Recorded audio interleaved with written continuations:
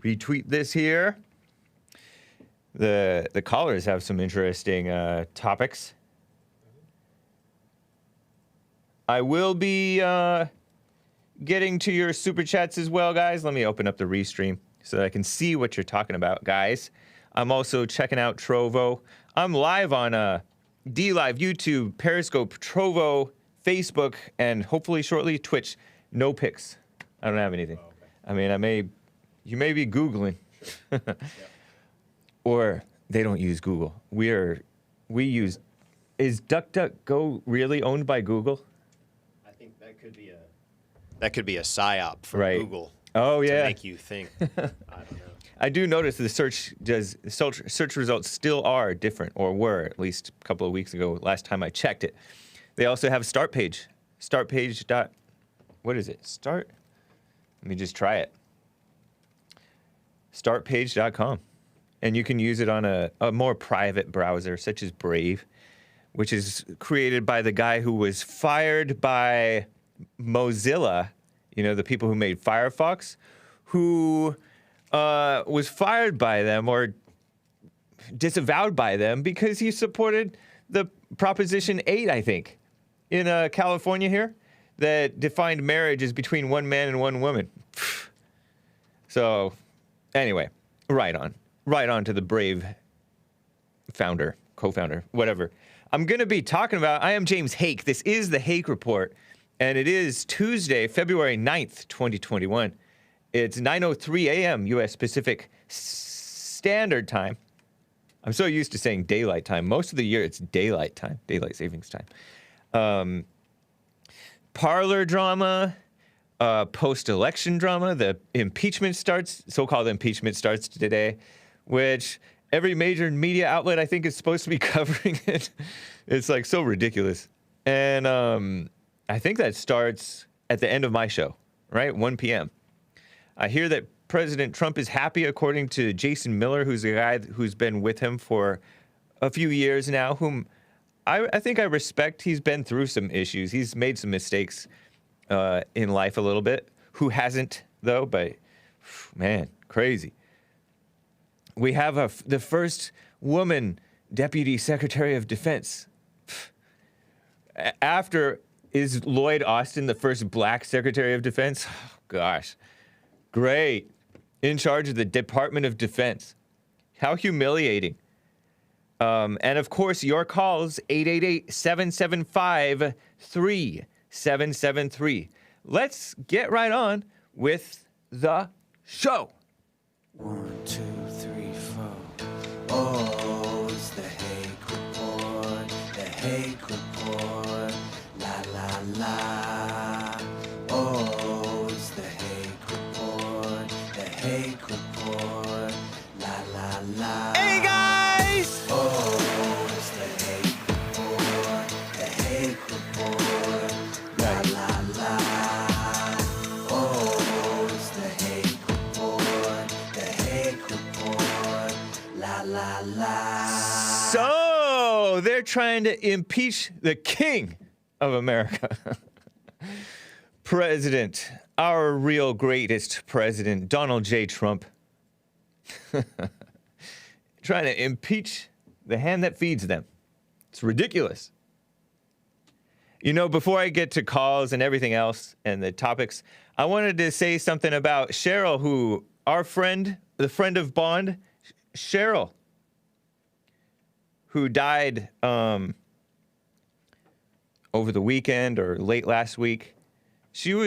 That was so shocking. I had no idea that Cheryl is a black lady, or was a black lady, who would always come to church. She'd been coming for the past few years. I don't know how long. But just a volunteer, helped out big time with taking people's names and information, and always a willing and helpful volunteer. Always as far as I ever knew, a cheerful attitude, no drama, not seemingly into the black thing, not seemingly into the woman thing, and got along with all the ladies too, and the men. Just a cool woman. So rest in peace, Cheryl. What a shock I'm glad that we were able to find out what happened eventually by way of somebody calling her brother, and then her brother let us know somehow. Crazy. That was wild. I'm going to be putting out a little clip from Church with Jesse Lee Peterson on the BOND Rebuilding the Man YouTube channel from this past Sunday, in which a few of the other BOND people talked about it, and Jesse did. But crazy.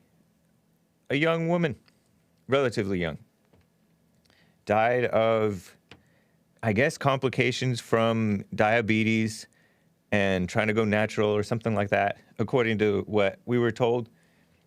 And heart attacks and living alone, and nobody knew. And then somebody had the police go check things out. Crazy. Wow. But I just wanted to say she was a really nice lady. And nice ladies are hard to find. No, but she seemed like a really genuine person. That's cool. So, speaking of not genuine people, Parler is going through, and what would you call this? Parler is going through some drama. What would you call it? Ambition? According to the Daily Mail, the fired Parler CEO, John Matze, and I respect this guy. He's a young man. He was the CEO. He was a co-founder of it. I don't know anything about him other than that he's 27 years old, and now he's infighting, kind of, except he's not in the in crowd anymore. So he's fighting with his former associates who he founded this Parler, which is a social media outlet, independent alternative social media outlet, with, he said he was stabbed in the back by heiress investor Rebekah Mercer. Rebekah Mercer, who's also probably a relatively young woman. She's the daughter of there's John Matze. Young man, clean cut. He claims he was stabbed in the back by heiress investor Rebekah Mercer, daughter to Robert Mercer, who's had 3 daughters. He was he's still alive too, Robert Mercer. He supports conservative stuff, I guess. House Democrats, though, because the Trump name came up with regard to this thing, this Parler thing. House Democrats, who are some of the most sleazy and corrupt people that you can think of, honestly, are demanding a list of investors and creditors. Wow. They want to dox people, and they want a hit list, basically. A list of investors and creditors after Trump was supposedly offered a 40% stake in this app, this Parler app. And who knows which direction it can go. It can go totally the way of the dinosaur, or it can, maybe it can rebound. But John Matze was fired last week, supposedly by the board, which he co-founded this thing. And then he was fired by these people. And he co-founded it in 2018. I remember, I think I joined around the time that it became, I saw other people joining, so I signed Jesse up for it and me. And so Jesse Lee Peterson does it. Well, I guess you can't even say that we have a Parler because we can't even get on the site. It is down. It's down. It's just this splash page saying, oh, we're trying to get back up. Because Amazon Web Services deplatformed them completely. John Matze made the point that had Trump joined Parler, signed up for it, or maybe became a 40% stakeholder in it, it could have, its market value could have risen by several $1 billion, and then it would have been a true competitor to Twitter, maybe. I don't know. Oh yeah, we have a picture of this Mercer woman. She's supposed, whoa, that's her? And that's her father, Robert Mercer, I guess. Or maybe it's her husband. But the woman that you see in this photograph, if you're watching the video, is Rebekah Mercer. She's supposedly a conservative mega donor and daughter of hedge fund billionaire Robert Mercer. And she's being, okay, and yes, that is Robert Mercer.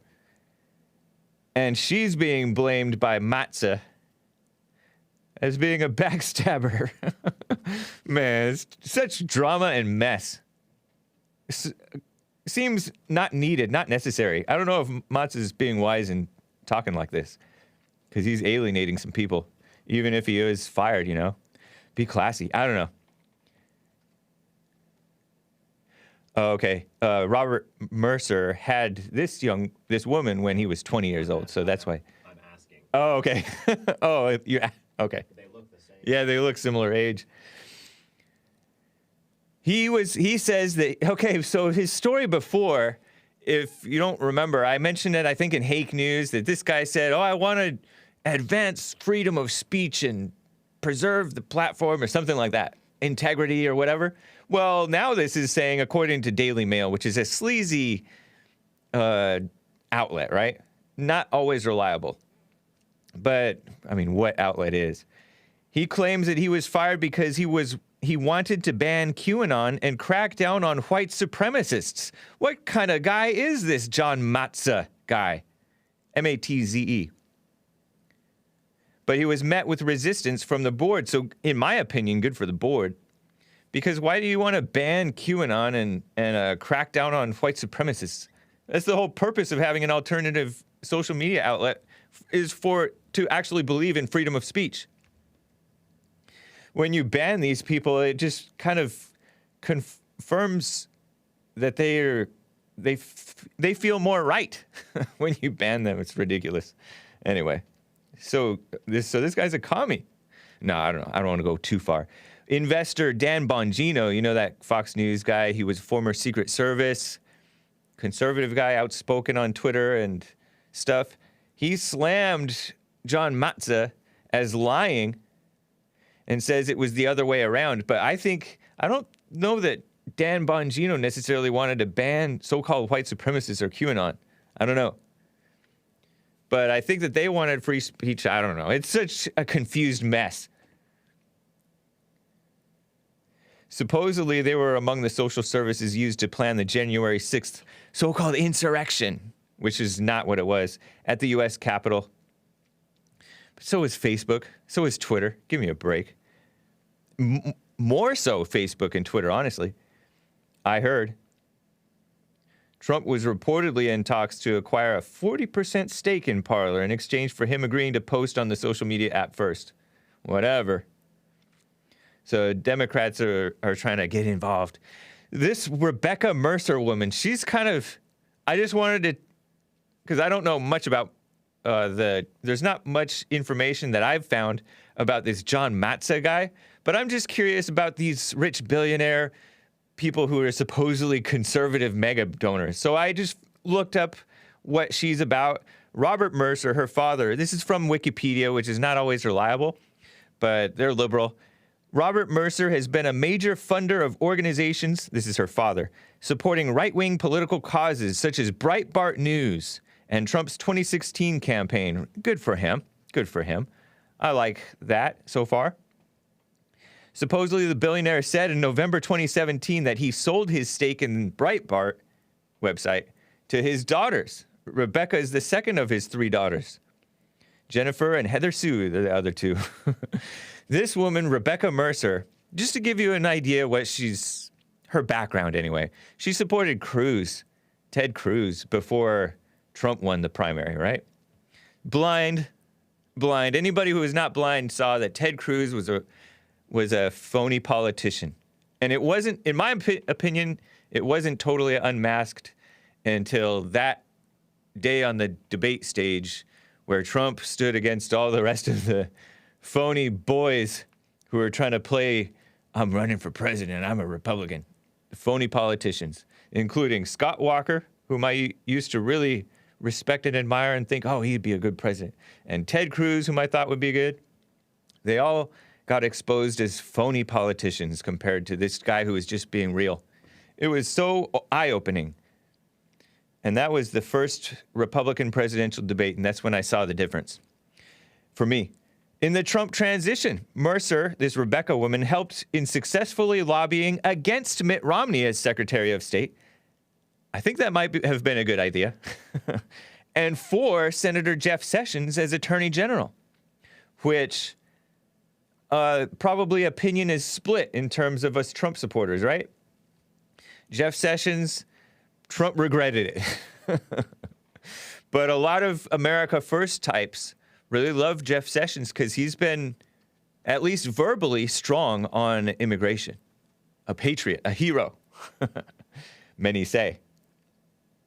Trump felt like he did not hold up his end of the deal by, he failed when was weak in Trump's opinion and many people's opinion by recusing himself from the Russia thing, which was endlessly just a nuisance to the Trump administration. And some say that Jeff Sessions had to, but I wonder if he really had to, because look at what the Democrats pull that they're not supposed to be able to pull, you know? Constitutionally, there's all kinds of stuff that's not supposed to happen. I've brought up Obama, Kamala Harris. Are they really, natural-born citizens? I don't know, because nobody seems to really want to look into it, at least nobody with what they call credibility. Although, in my opinion, Trump, Sheriff Joe Arpaio, and others who've looked into this stuff, they are credible. They're more credible than the mainstream media. So anyway, the Mercers first introduced Steve Bannon to President Trump. That's nice. I like Steve Bannon, kind of. I don't know him completely, but later she was supposedly frustrated by Bannon's support of Judge Roy Moore, another hero, another patriot, a Christian man who was the Chief Justice of the Alabama Supreme Court at one point. He stood against this phony same-sex marriage thing. He believes in natural law. And he's also stood for the 10 Commandments over the years because they tried to take down the 10 Commandments. Judge Roy Moore, a great man. He ran for Senate, right? And Washington Compost put out a disgusting smear against him. And it was all just lies and deception. They're evil people, the Washington Compost. Enemies of America. Roy Moore is a friend of America. And she was frustrated that Steve Bannon supported him. Because I remember Steve Bannon, this guy was from Breitbart, and then he was with the Trump administration. He even did a little speech in support of Roy Moore at an event with Roy Moore. So she was supposedly frustrated by that. So this lady, I think she's a little bit of a rhino.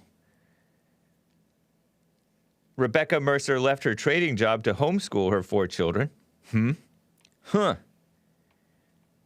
2017, she and her husband were divorcing. By the way, her father, I kind of like her father a little bit better. Robert Mercer had said that the Civil Rights Act of 1964, which Wikipedia describes as the landmark federal statute arising from the civil rights movement of the 1960s, Robert Mercer said it was a major mistake. Nice. Get him on the show. Wouldn't you love to hear Robert Mercer talk to, I don't know. One idiot guy suing this Robert Mercer claimed that Robert Mercer had said that African Americans, this is Wikipedia writing, right, were economically better off before the civil rights movement, and that white racists no longer existed in the United States, and that the only remaining racists, right, were black racists. Nice. Facts. Robert Mercer. Based? Or just like a normal boomer who can see through some of the bogus speech that's being pushed. So right on, Robert Mercer. And I don't hold it too much against Rebekah Mercer for falling for that stuff. Anybody who's like a billionaire and into the establishment as much, not too bad for an establishment person, right? I don't know. Anyway, I just had to share that with you because I was just curious what type of people these are.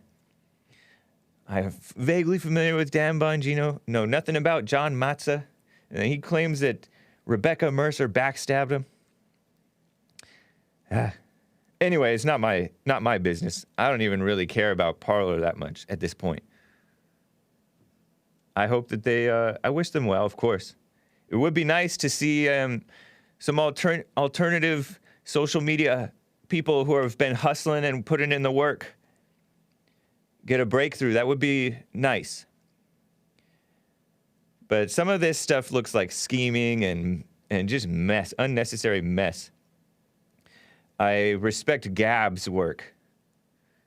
And working. And although I've heard things about the privacy issues and giving information to the feds, and I'm not sure. Not sure about them either. So just be careful and safe with what you put out online. Be smart, right? Wise. Anyway, let me get to some calls, and then I'll touch on some of this other mess. This first-time caller from New Jersey, and I don't know if I'm pronouncing it right. Is it pronounced Jihad? Jihad in New Jersey? Which one? Oh, man. He's not ready. That's quite a name, if true. Let me get to Steven in Mississippi. Steven, what's up? Hello. Turn off your mute. Neither of them are ready. Interesting. So the Senate has confirmed, I'll move on for a moment. Crazy. The Senate has confirmed Kathleen Hicks. This Kathleen Hicks woman as Deputy Defense Secretary. A woman under a black guy. This is the so-called Biden administration, right? The Epoch Times reports the Senate late Monday confirmed, that's yesterday, Kathleen Hicks as a former Obama administration, who is a former Obama administration official, as Deputy Secretary of Defense. And she is involved with those defense contractor types quite a bit, I think. Unless I'm mistaken. Maybe she's just involved in the establishment world of that stuff. Jihad hung up. Okay. I was going to ask him if that's his real name. Because some people are named names like that. I will get to you, Stephen. Hang tight, man. The Senate Armed Services Committee, SASC, confirmed Kathleen Hicks, a woman, for the position, and she's an Obama holdover. So this is the Obama administration part 2, and Joe Biden is pretending to be president. By a voice vote after approving her nomination February 4th, she's 50 years old, previously a Deputy Under Secretary of Defense under the Obama administration, led Biden's transition team at the Pentagon. Hicks is the first woman to be confirmed as the country's Deputy Defense Secretary. Just humiliating America. Just humiliating. And other countries, some of the other countries will be like, oh, this is wonderful. But nobody respects it. Right? Congratulations. This is some simp guy named Jack Reed kissing up to Kathleen Hicks. Congratulations to Kathleen Hicks on her historic confirmation as the new Deputy Secretary of Defense. And he's the Senate Armed Services Committee chairman. Jack Reed, a Democrat from Rhode Island, kissing up to a woman. So he's in charge of the Senate Armed Services Committee? Give me a break. But this is what he says. She is a highly regarded defense policy expert who has served in multiple administrations with integrity and distinction. I doubt that. I seriously doubt that. How can you, anyway. The Obama administration, really? Integrity? Please.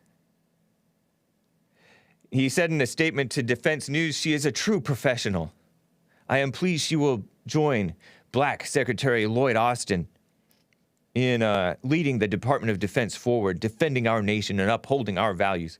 Barf. They don't believe in values. The Secretary of State, is it the Secretary of State, that guy who is not a Christian, that Antony Blinken guy who's pushing the rainbow flag everywhere?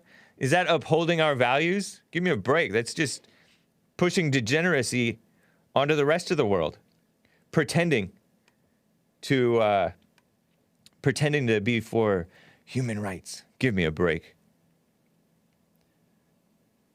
Okay, let me get to Steven in Mississippi. I think Jihad even got back on there. What's up, Steven? Yeah, I wanted to talk about that the rape of that 5-year-old girl. What rape of what 5-year-old girl? In Israel Nation News, you can look it up. There was a 5-year-old girl that was brutally raped and tortured, and it was videotaped by the older boy. They were all juveniles. Where was this? It was in Idaho. When did it happen? I can't remember. It's not too long ago that it happened. Okay. Because it just came out. I got it on my phone, but I have to hang up. Then we won't be able to look at it. You right. know? But crazy. The judge would not even let the parents in there. And this was recorded on video? Yes. And put out on social media? No, it wasn't put out on social media, but it was recorded. I don't know if it was put. I don't know. The paper doesn't say if it was put out on social media or not. It just says that the 5-year-old girl was brutally raped and tortured. And this is in America, in Idaho, you said? Yes, in Idaho. It's Israel Nation News. Oh, okay. And so it hasn't gotten out in the mainstream at all, huh? Well, it's never going to get there. It's not going to get there. They're not going to cover that. It's all about, you know. It's not about. It sounds vaguely familiar to that Twin Falls incident. Remember that Twin Falls incident in, I think, Idaho? Yeah, that's what I'm talking about. That was years ago. No, that got out in that got out in a little bit of the mainstream media. Oh, okay. Well, yeah. I'm just reading about it. Were they like Syrian boys or something like that? They were Muslim boys, yes. I'm somewhat familiar with that. It was like in a laundry room or something like that. Yes, right. And it brought back memory. Well, I'm just reading about it because I was just reading about Joe Biden's executive orders, and it pertains to that he just passed one that if something about putting illegals in your neighborhood and you can't do anything about it now. And he's got an executive order protecting that action where they can dump illegals in your neighborhood now. And you can't, it's a thing that they're wanting to do now. Yeah, and these, I think, were refugees. Yes, and they have... exactly. We had a lady on the Jesse Lee Peterson show a couple of times named Ann Corcoran. Corcoran, no E at the end of Ann. And she had a blog called Refugee Resettlement Watch that got shut down by WordPress. But it was a years-running blog, and I don't know if she's still active anymore. She was on Twitter last I saw, but, Twitter's banned a lot of people. Ann Corcoran, and she was on top of this refugee resettlement thing. Yeah, and a lot of locales were kind of had these refugees forced into their communities. In some cases, the town officials or city officials were in on it. In other cases, I don't know if they had much of any say at all. But so you're right. Joe Biden just passed with his executive order. We might experience even more of this now. Yeah. Because he's done passed it. Right. Yeah, no, he's an evil person. And the same thing is going on with HUD, Housing and Urban Development. Under Obama, they were redistributing the ghetto into the nicer neighborhoods, right?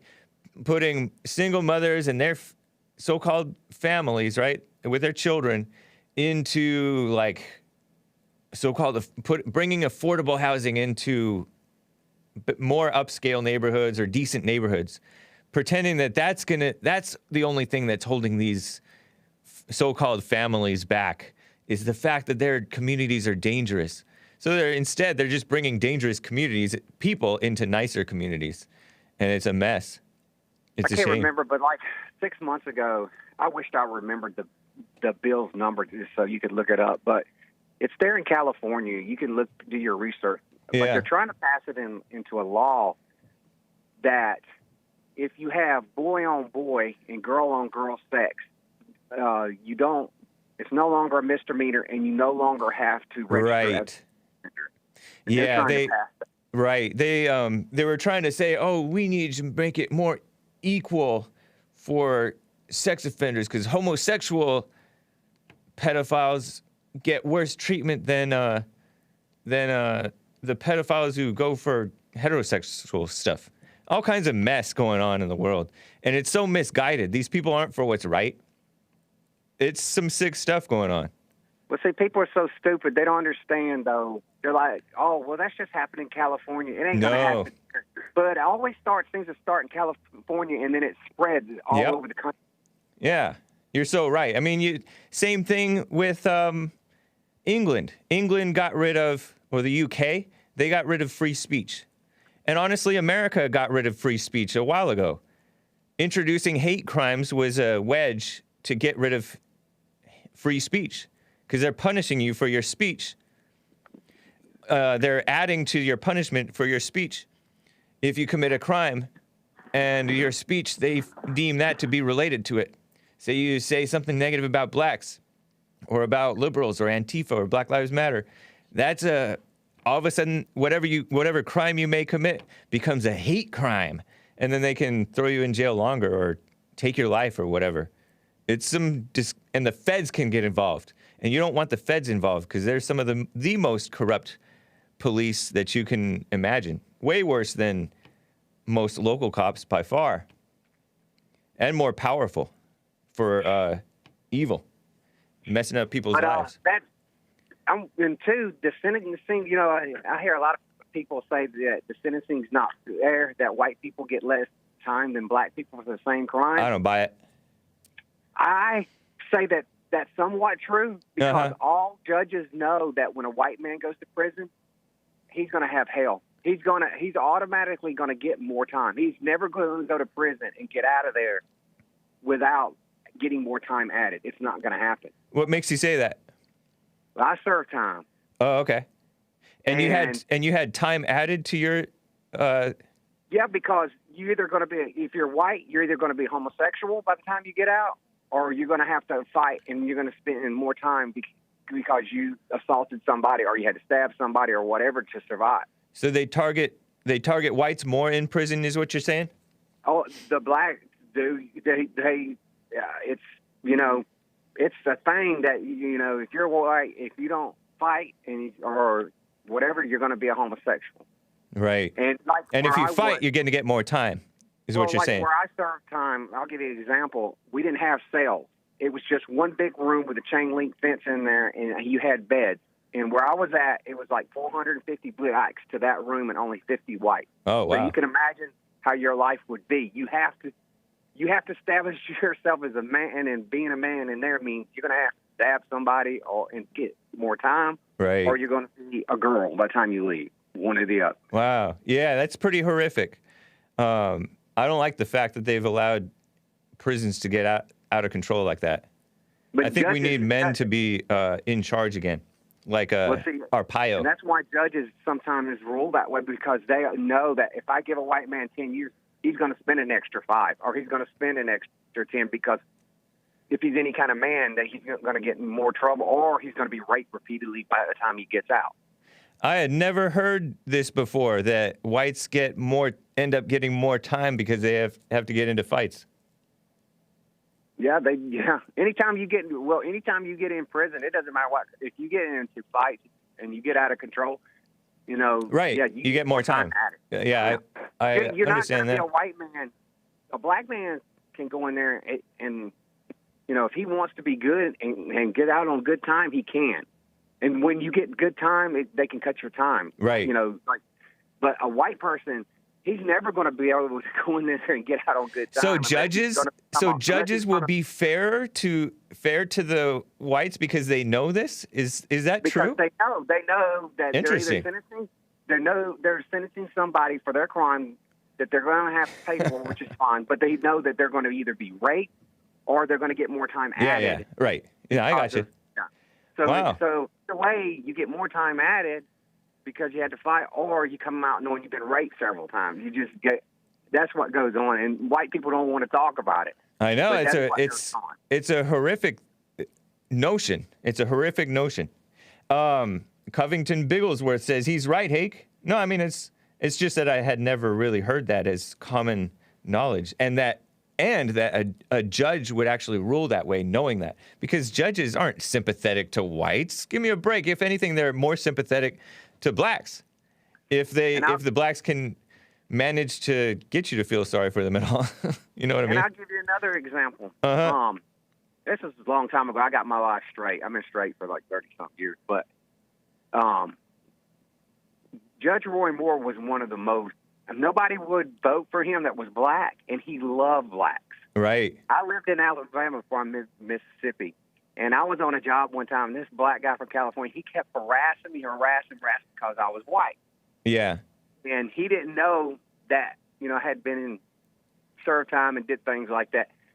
And he called me in the cooler one day, and I knocked some of the dreads off his head, and he followed me home and tried to kill me, put 5 bullets in my vehicle. If I didn't get over the time, he would put 2 bullets in my head. Wow. And Judge Roy Moore, he went in front of Judge Roy Moore for attempted murder, and they let him back off because he had 8 kids down to first-degree assault and let him out on probation. Wow. So all these black people telling you that the sentencing is not fair, that's a lie.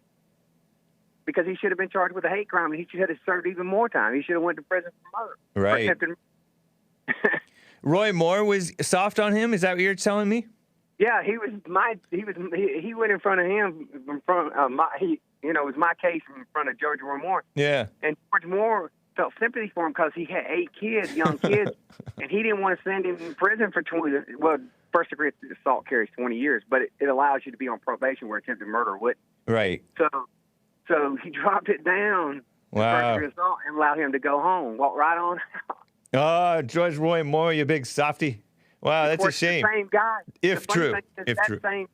Same guy, 10 years ago, he shot another white guy in the back. Of course, his friend was with him, and he knocked his cap off. That was the end of him. He didn't, his life was taken. Wow. Because he was a racist. He kept, He hated whites. This black guy. He hated whites. Yep.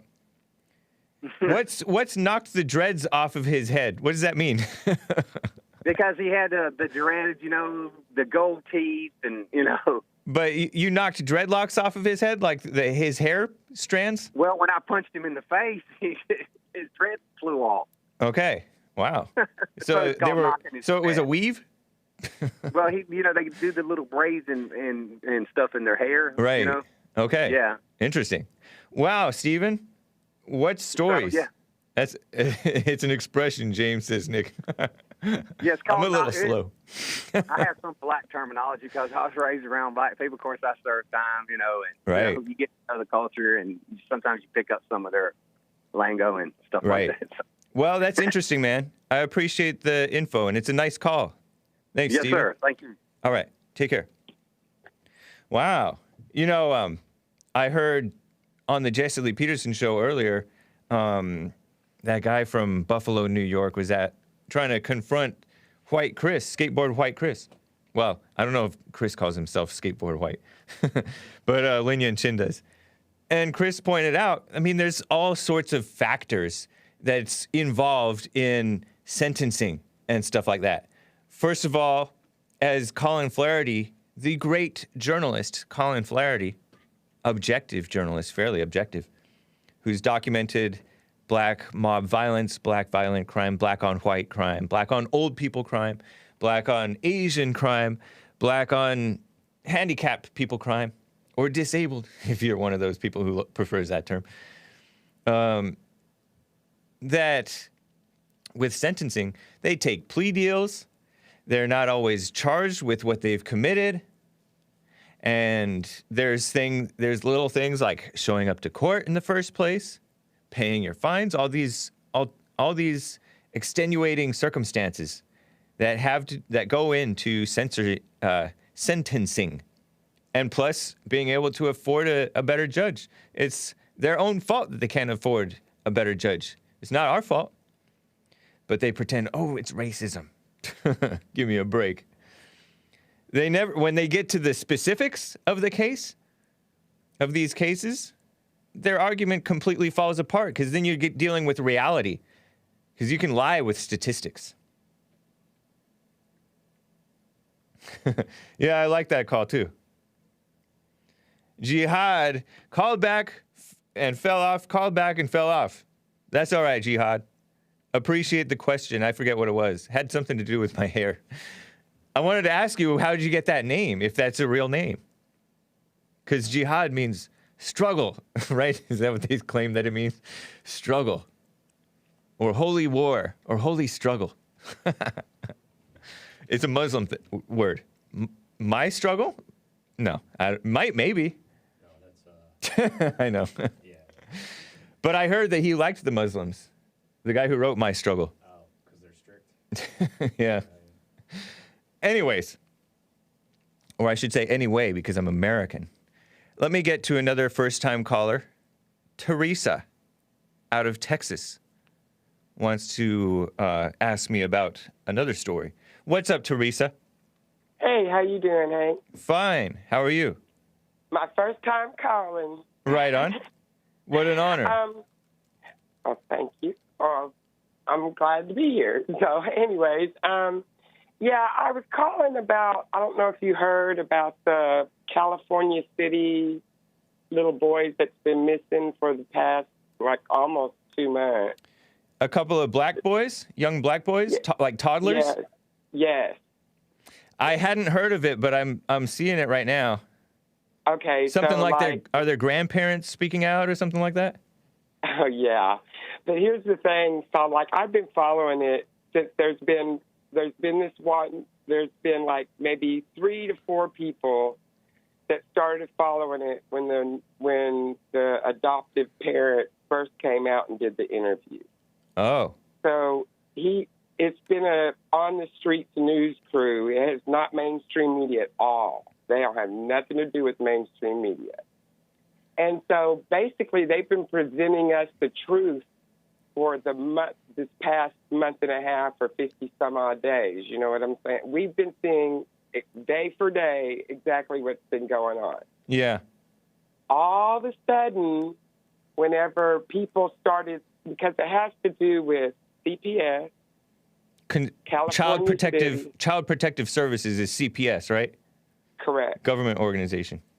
Correct. Yeah. And trafficking, these parents using and exploiting these children, and it finds out that many, many other children have become missing from this city, Cal City, Bakersfield, and the surrounding area. Yeah, this is up north in Kern County, 100 miles north of Los Angeles. Kind of boony, Yes. sort of boonies-ish, right? Yeah, and so we basically close to because this guy, his name is A.V. Watchman, and he's been reporting on government officials for a long time in California, just making sure they're doing their job. Which they're not. Right. Yeah. And so but like I said, he's been presenting the truth. So I'm going to say close to maybe 300 people have been watching this, keeping track of it. They're like, where are the boys? They're out there protesting every day. And it's coming up that everybody's lying. Everybody's lying. Everybody's lying. By everybody's lying, you're saying that the parents, the adoptive parents, the grandparents, and the mainstream media, because the mainstream media is covering this. Picked it up. Let me just tell you guys. It was reported actually today. There was a candlelight prayer held in Bakersfield for 2 missing Cal City boys. That's the 20th one they've done. That's the 20th candlelight vigil that they've done. Okay, and that was on Monday night, yesterday, for 2 missing California City boys. 3-year-old Orson West and 4-year-old Orrin vanished from their home 7 weeks ago. Reported missing December 21st. We want answers. Where are the boys? And these boys are black? Are they? Yes. And they were adopted by black adoptive parents? Yes. The Trezell is black, and his wife is Latino Mexican. Okay. Because I saw, I guess, the man's parents, I guess. Yes. The older folks. And here's the thing. They just came out and said... Lying about what? What are they lying about? Well, first they're saying that they're being harassed, and they have never once been harassed at all. Only thing is that Trezell went to their house after they just got out of Cal City, went to Bakersfield, and he's been basically staying there. Who's Trizell, the adoptive father? Yes. Why are you guys so Trizell, interested in it? Because, well, the only reason why I'm interested in it is because what really made me interested was to see how mainstream media sent this story. Because basically, a whole bunch of people saw the truth, and now what's the truth? What's the truth? The truth is that these kids been missing for the past over 3 months, 4 months, and it's just showing how they exploit these children. They didn't have any income. The only income they had was fostering and taking care of children. And then all of a sudden, so they were adopting these boys just to get money. That's it. That's it. They only adopt and foster children for an income. According to what the guy who's following it is saying. I hear that that's pretty common. Oh, yeah. That's what it is it's exploiting how CPS in California and in that area it's just not, these boys were just basically, they're still not going to be found. They still haven't been found. Wow. But they're spinning it to be racist now because the guy that's been looking for them and been telling the truth is a white guy. Yeah. So now they're saying that, the public's coming against them, they're harassing. No one has ever harassed them. If you view the true videos, the truth, you will see that none of that's ever happened. The boots on the ground basically has done everything legal, the police, everything to by the book because they know they can't, what they can and can't do. As far as talking, can't go into the yard, can't mess with evidence, can't do anything. They're just basically saying, hey, we're in this community, we're trying to say you're looking and searching for these boys that went missing, and the story that the adoptive parents that are giving the adoptive parents are totally wrong because video evidence proves that it's wrong. You're talking about, they are claiming that they were harassed by the citizen journalist guy that you're listening to. All the people just basically saying, where are the boys? Oh, yeah. I don't know, but I'll tell you, there's some sick stuff going on with this foster parenting and adoption, and it's a corrupt world. This has been going on forever. The way they use children, especially, this is not the funny thing, I hate to say funny thing, but if you look at the big picture, number one, this has been going on for decades. Yeah, I mean, you've ever since I was a kid, I've heard that foster parents can just be foster so-called families. It can be a mess. Well, not only that, the system itself, not just the families, the system exploits the children too, and that's a governmental system. Yep. We're paying taxes to these people. True. California just elected all these new officials. Speaking of this whole situation, in Oregon, we've covered it on the Jesse Lee Peterson show when I was producer. Oregon will allow a mother to adopt out her child out from underneath and without the permission of the father, especially if the mother is unmarried, right? And so the father gets no say, and in some cases he doesn't even know what happened to his own daughter or son or children. We've interviewed this black father from somewhere back east, I think, if I remember right. And his baby's mother, his child's mother, sent the child to some couple in Oregon to be adopted. And the fake rationale is that, well, they weren't married, so the father gets no say. And that's so corrupt. That's such a bad imitation of morality. And so the fathers get no chance to be with their sons, and the mother gets to do that maliciously. So it's corrupt all over America. And you know, there was this viral picture during the Ferguson riots and Ferguson Black Lives Matter protests back in 2014 and so on, of this black boy all dressed up, all fancy, and hugging and crying with a police officer, right? A white police officer hugged him.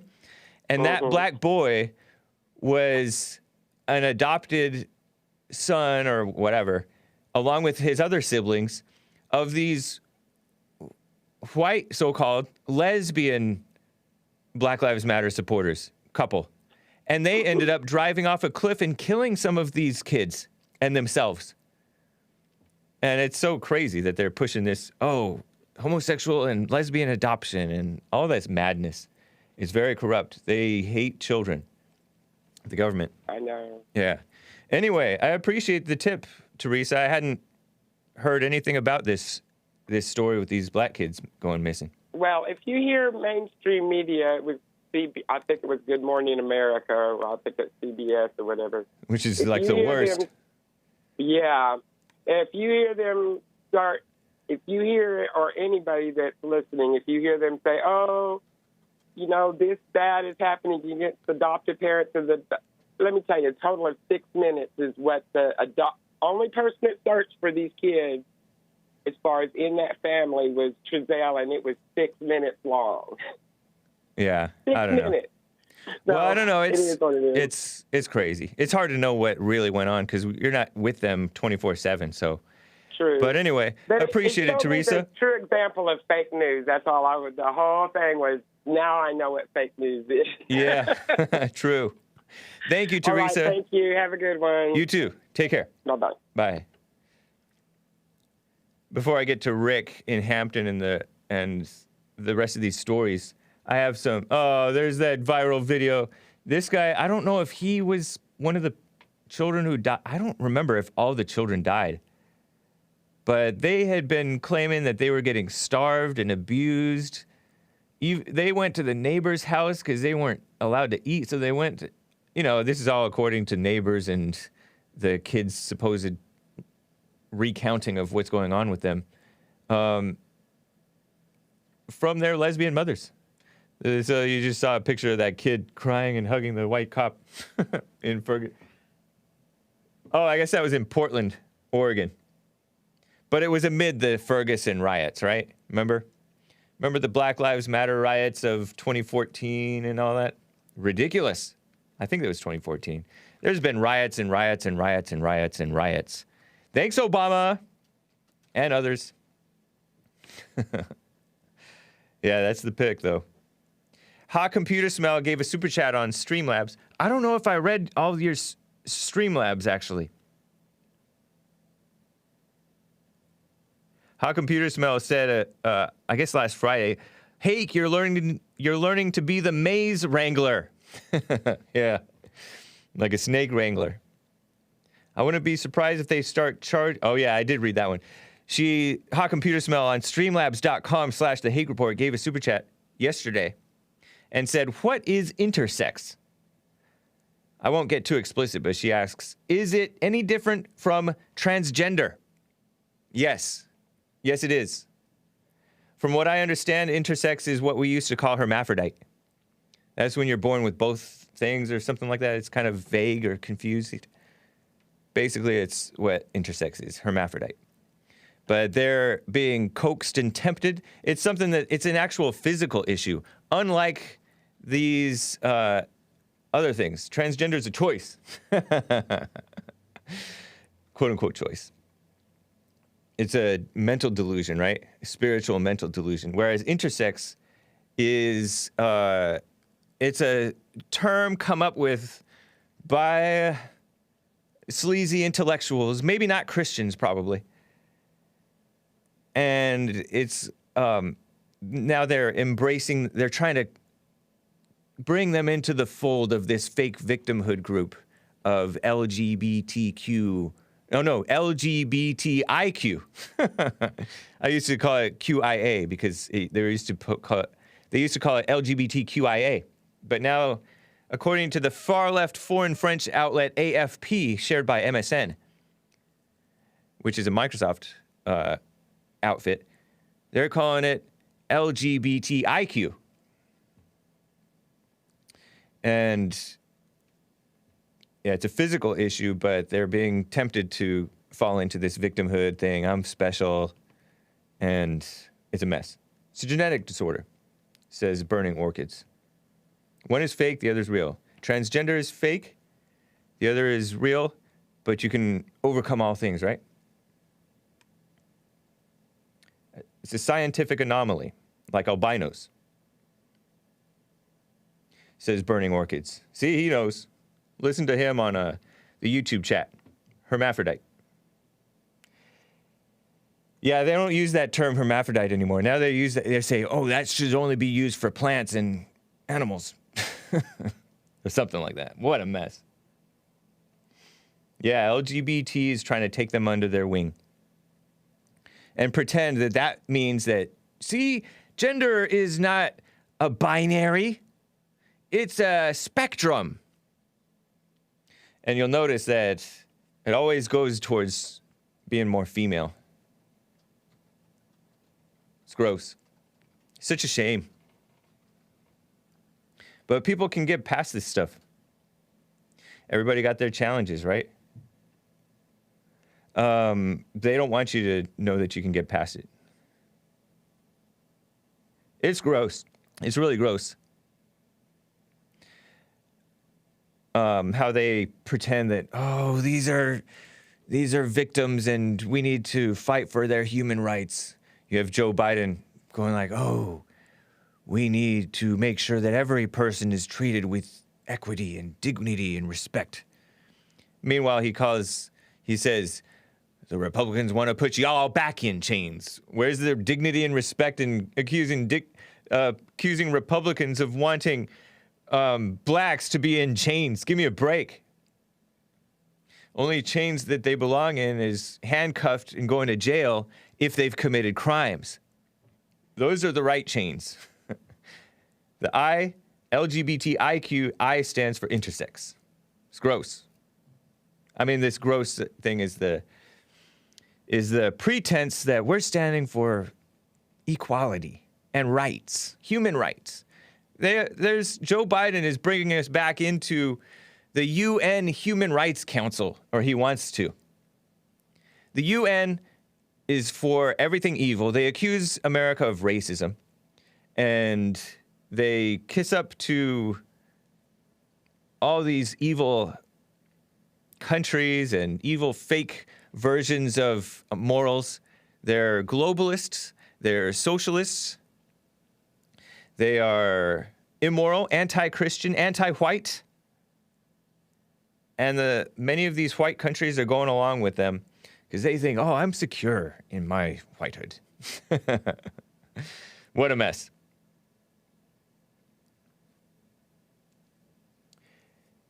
Yeah. And listen to the quotes from this UN civil rights thing that I mentioned in Hake News before I go to the break. The UN Human Rights Council. They have a president named from Fiji. The president of the council is Nazat Shamim Khan.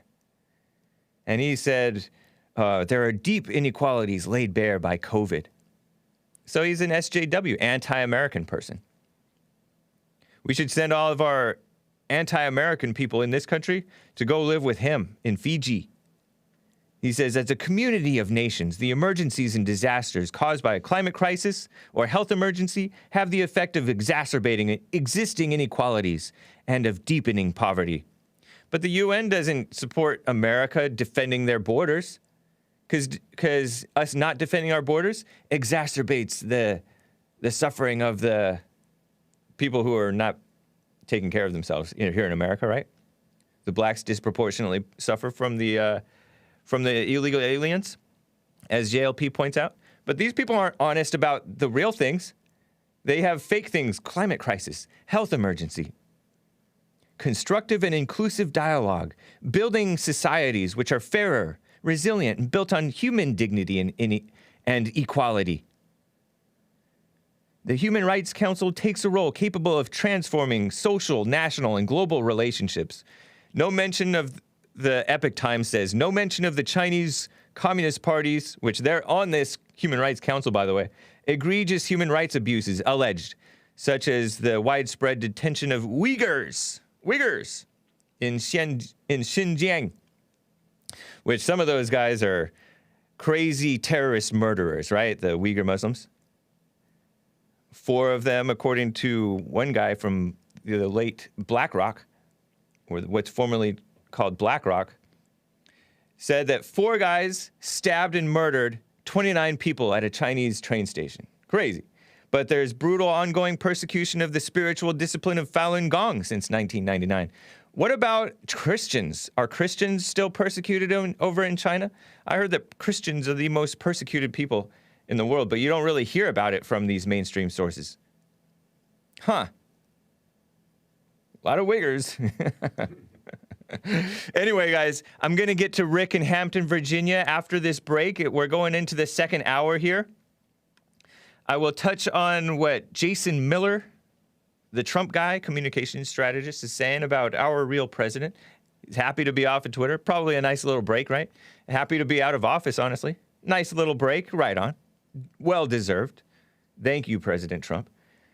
And all of that and more of your calls, 888-775-3773. Be right back.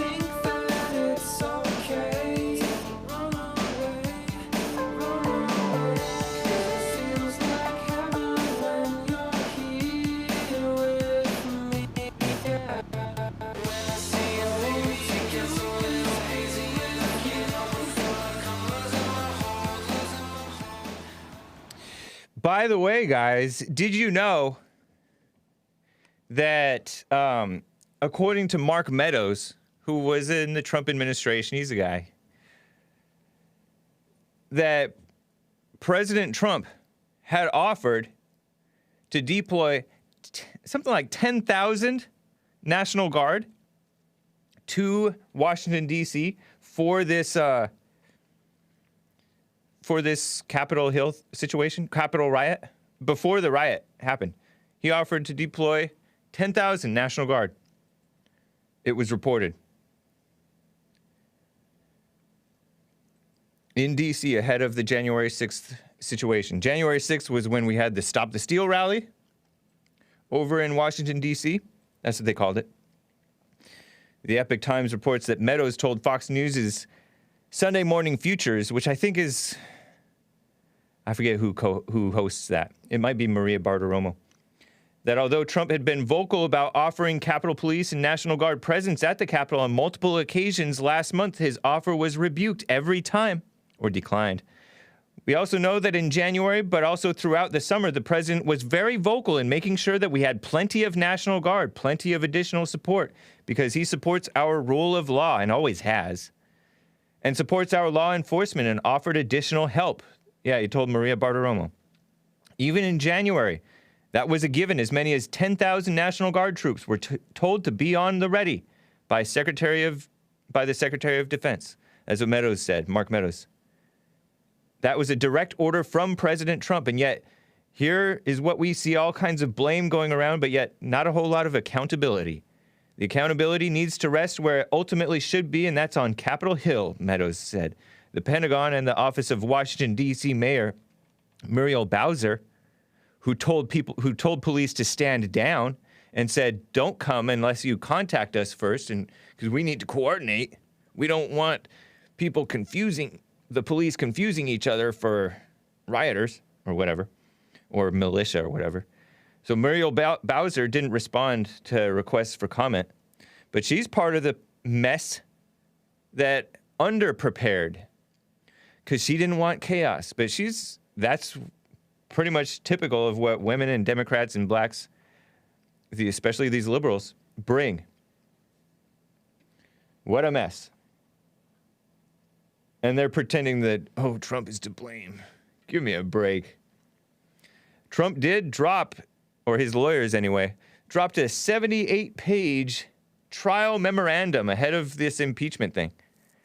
And it cites what they call one very chilling fact, that the FBI, the Federal Bureau of Investigation, which is very corrupt and liberal, by the way, they confirmed the breach was pre-planned. And this dispels the incitement accusation. The Capitol was breached before the end of Trump's speech, and most of us knew, many of you guys knew this. Some of the dumb liberals who refuse to listen to the truth pretend not to know it. But this is from the PDF that the Trump team, I think it's called 45 Office or something like that, for President Trump, because he's the 45th president. Despite going to great lengths, this is directly from the PDF, a quote, to include relevant information regarding Trump's comments dating back to August 2020 and various postings on social media, the House managers, which are the people trying to impeach Trump, right, are silent on one very chilling fact.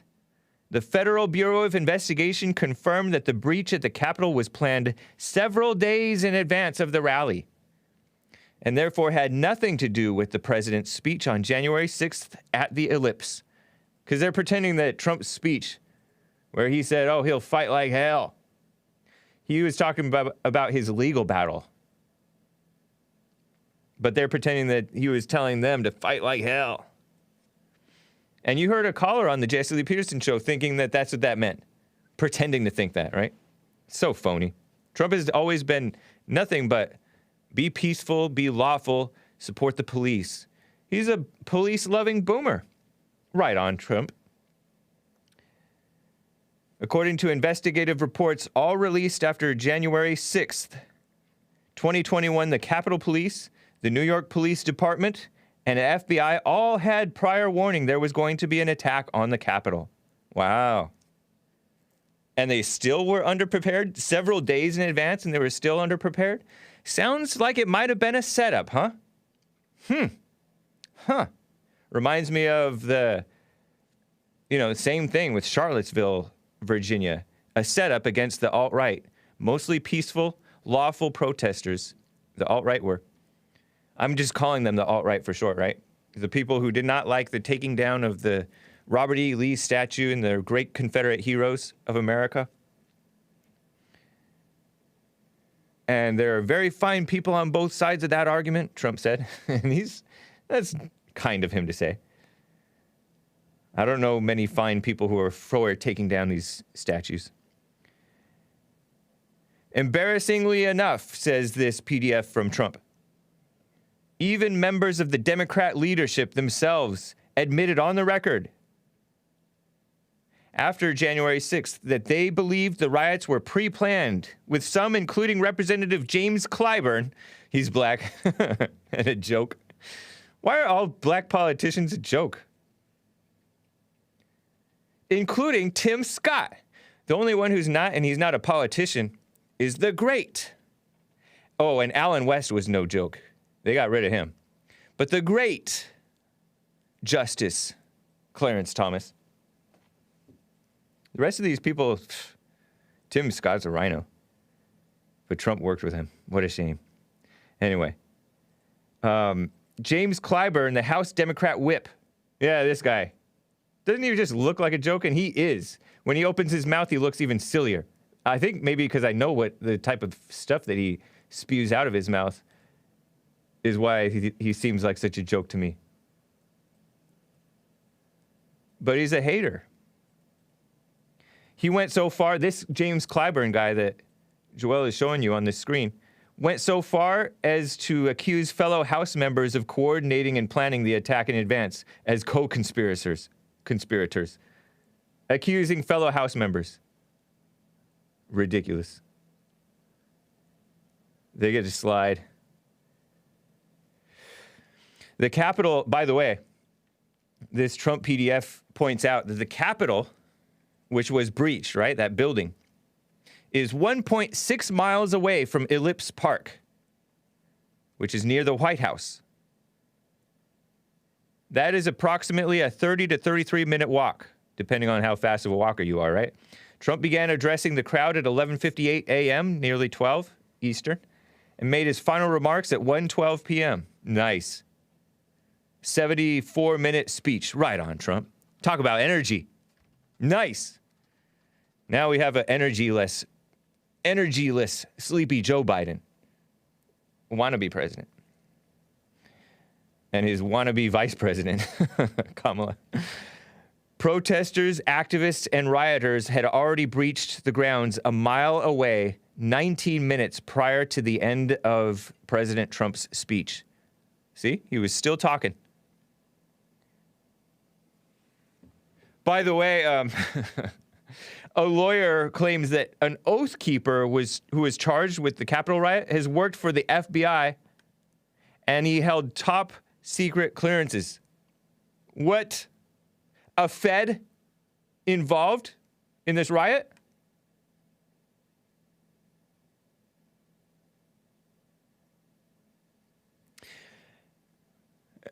Revolver and Global News report that a man who authorities say is a leader of the far-right Oath Keepers, and far-right is I think it's a misnomer.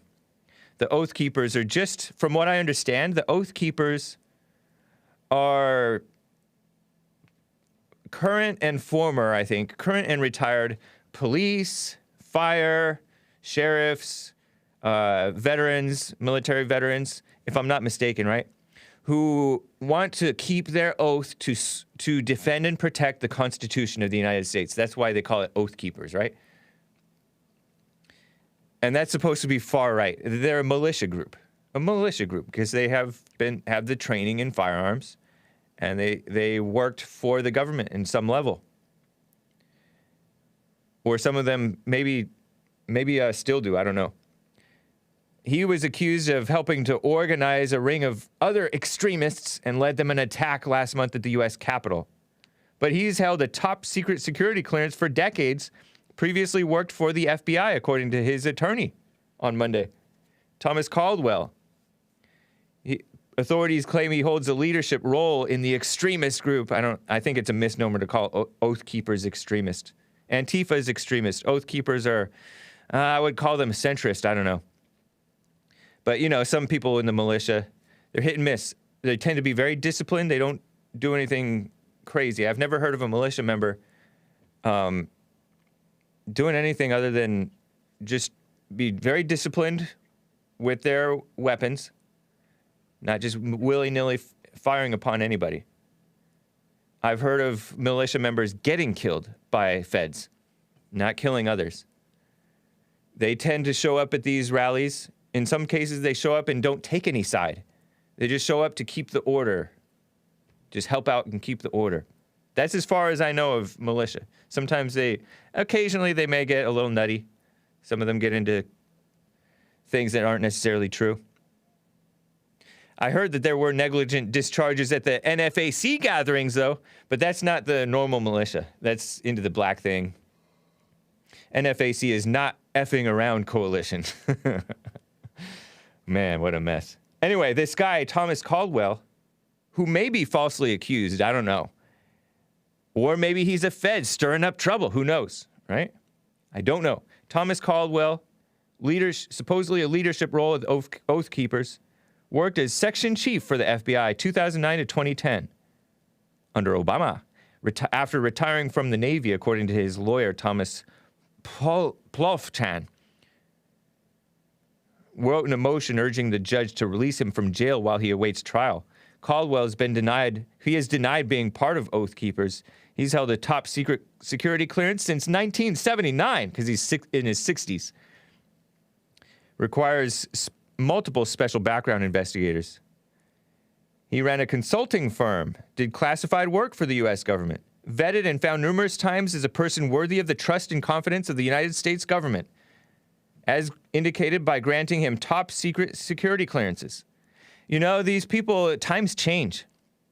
Back in the 80s, maybe you were an upstanding person, you worked in the government, or you helped train people, and then a few years later, you're considered an extremist. This happens to people. On the outs. Look at Fox News. Fox News used to have Matt Drudge, Jesse Lee Peterson on there all the time, Bill O'Reilly, and now they're like all feminist, pro-gay and stuff. Anyway, FBI didn't comment. This Caldwell guy is one of 3 people authorities have described as Oath Keepers, and who knows if these authorities are honest. I doubt it. Charged last month with conspiracy and accused plotting of the attack on the Capitol in advance. He's been locked up since his arrest at his home in Berryville, Virginia, since January 19th. He denies ever even going into the Capitol and says he has physical limitations that would prevent this 66-year-old from forcing his way into the building. But he's accused of being like a ringleader type of a guy. Who knows? Caldwell's lawyer said he retired as a lieutenant commander with the Navy, 100% disabled veteran. Suffered from complications related to a service-connected injury to the shoulder, back, knee issues. 2010, he had a spinal injury, which later failed and led to chronic spinal issues and a diagnosis of post-traumatic stress disorder, according to the court filing. I don't know what kind of guy this was, or is. But isn't that interesting if he turns out to be a Fed? Whatever. Let me get to Rick in Hampton, Virginia. He's been on hold forever. He wants to talk about the justice system being called racist. Rick, how are you doing? Man, my brother James, the Hake report. La, la, la. What's going on, brother James? Not much. How about you? I'm fine, man. And what I want to talk about, oh, God, man, I'm telling you, blacks get racism stuck in their heads so bad, man. Sometimes I don't think it's any hope, man, No, there is. There's always hope. Well, right. I'm going to continue praying for and helping blacks that want to be helped. Right. But other than that, man, it seems like they're programmed to believe that racism is everything. Right. I was debating, my friend, you heard one of the riders wanted to go on vacation, and the judge honored it. And I said, I didn't hear about that one. But I told him, well, she probably had a good lawyer. You got to still come back and face trial regardless. And it's like this. When you commit a crime broke, my grandma's always tell me, when you commit a crime, no one should commit a crime, but especially when you're poor because you can't afford legal representation. Right. Now you're really in trouble. Yeah. Either a lot of times the people that get arrested, they prize. That's law enforcement word saying that they another run-in. They ran to this guy more than one. Yeah.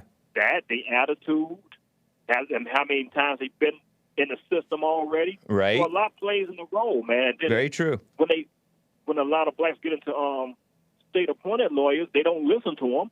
They sit there and call their lawyer by their first name. Like his first name is Joe. What's up, Joe? Instead of saying Joe, be professional with him. He's there to help you. You don't sit there call him Joe. Right. Like he's on the streets and well. Yeah. And then they give him some advice. They don't listen to him, man. This person, they say, like, this black person being there for shooting up 2 people, killing 2 people in the stove. And then the lawyer, the state-appointed lawyer, tell him, hey, man, you gonna get some time, man. Man, you ain't for me, man. Man, my friends in prison told me that I could get off. Yeah. Now, if they knew the legal system, they wouldn't be in it themselves. True. Yeah. Matter of fact, you and Jesse told me a letter about Air Rand. That's a good article to read. That's a must-read article. Yep. It's dated back May 2014. It's called A Letter by a Lawyer. Yeah, and from a let you know letter. How they behave. Letter from a public defender, if I remember right. Exactly. That's it. You and Jesse turned me on to that letter. I had to go back and research that letter. And, man, he was to the T, man. Confessions of a Public Defender. Yeah. Yep. Yeah, that was May 9th, 2014. Yep. Good article to read, man. And he described it to the T, man. Yep. How they actually be out in the lobby, gossiping, high-fiving each other. Right. You ought to be ashamed to be here, you know? Yep. Man, I don't even want to. If I'm in court, I don't even want to be there. Even if I'm innocent, I don't want to be there. I know. You know? But they sit up there, they be in court. Man, what you in here for, dog? Yeah. Man, I'm in here from robbing. Man, I'm here from robbing a bank. Like it's all just, oh, man, it's a mess, James. That's a different one. You know, and I mean, good try, though. high-fiving each I'll other, screenshot it for you. You know, in the hallway and stuff, and it just, Yeah. it's what's hurt lack of God and lack of moral character. Even how blacks handle their finances. Yep. You know, that's lack of. I mean, believe it or not, you can tell a person's character by how they spend their money. Yes. You know how True. you can tell how if they sit up there and drink all the time, buying high-priced clothes, and ain't got their priorities in order. You can that talks about their character right there. Yeah, it's You know? crazy. I mean, anyone can have wealth, man. I mean, the Bible is the best financial book in the world, man. And the good thing about the Bible, if anybody want to apply it, it works for anybody. Yeah. Even blacks, they even made the Bible racist now. Yeah, they're crazy. They're so into they're like they'll pretend that you believe in white Jesus and say you believe in white Jesus. You never even mention that. Oh wow, you're quick, impressive.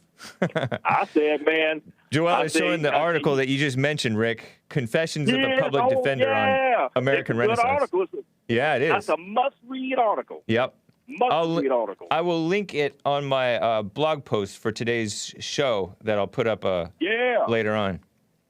You guys turned me on to that letter. You and Joel, y'all turned me on to that letter. Yeah. I reference it sometimes. I went back and researched it. Yep. Yeah. It's the truth, man. You go back. That's just how they act in court, man. They public defender tell them what to do. Hey, can you wear a shirt and tie? Man, it ain't me, ma'am. They come in there, they on drugs. Boy, they on drug charge. They come in there with a marijuana shirt on. Come on, man. Yeah, ridiculous. You know, I mean, it's like you know, you want to go to jail. Yep.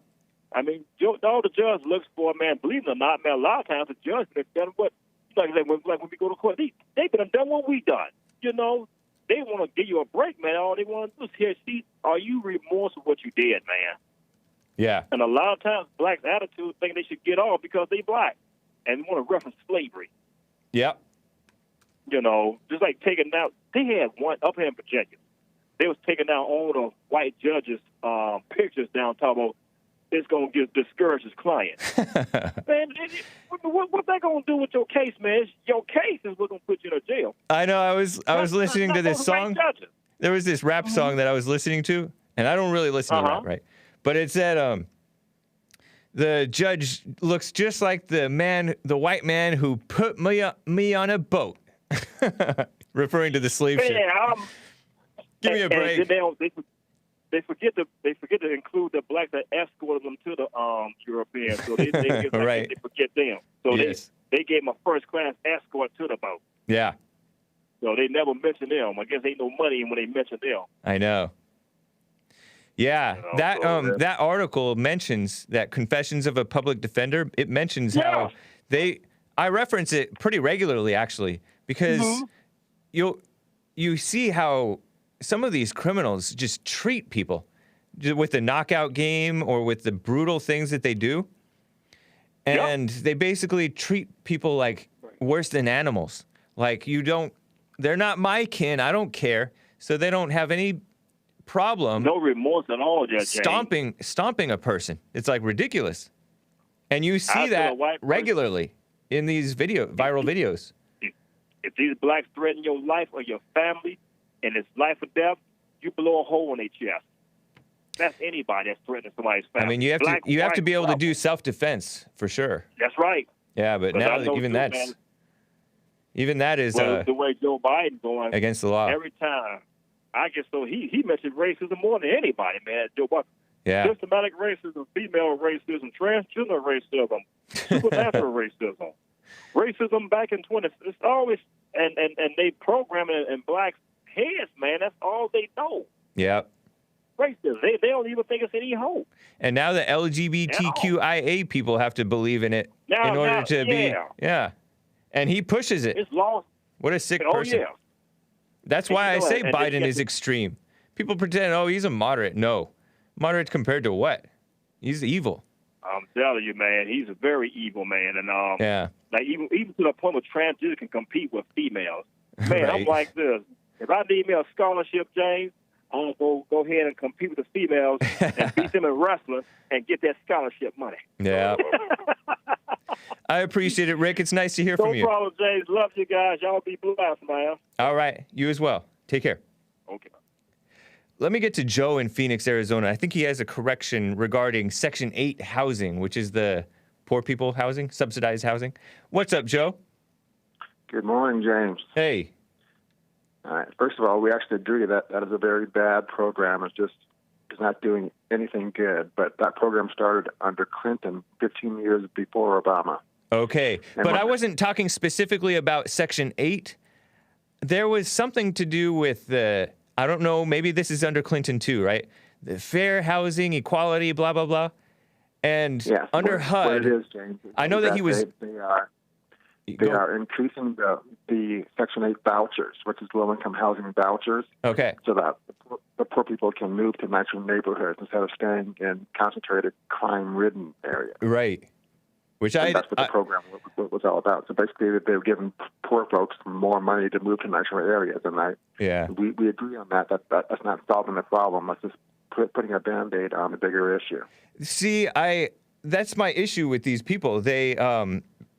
They give lip service to, we have this problem, but they don't bring in real solutions. In fact, they've played a part in causing these problems. Deal with the crime. If an area is crime ridden, deal with that crime, and deal with the cause, what's causing the crime. And they pretend they have this atheistic mentality that, I don't know if you have this. They claim that poverty causes crime. They think that. Well, there's a strong correlation there. A correlation, yes. A correlation, I admit. Not a cause. Yeah. But I think it's an atheistic, communistic notion that, people are committing crimes because they're poor.